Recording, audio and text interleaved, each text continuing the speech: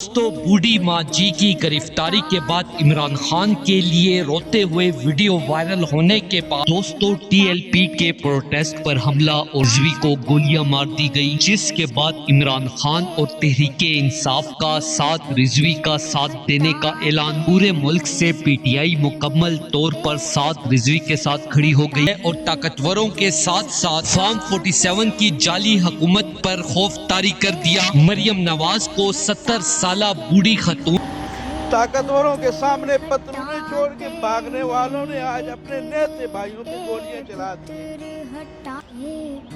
لاشیں پڑی ہوئی ہیں مریدین کے اندر۔ ٹی ایل پی کے اوپر جو ظلم کیا ہے نا، مریم اپنی اولاد سے بھگتو گی، محسن نقوی اپنی اولاد سے یہ ظلم کو پے کرو گی۔ تم نے پاکستانیوں کو مارا ہے، تم نے رہتے مسلمانوں کو گولیاں چلائی ہیں، مارا ہے۔ خدا تمہاری نسلوں کو برباد کرے محسن نقوی، مریم خدا تمہاری نسلوں کو اجاڑ کے رکھ دے۔ اتنا ظلم یار پاکستانیوں، انقلاب کا وقت ہے، نکلو انقلاب لاؤ، ابھی وقت ہے۔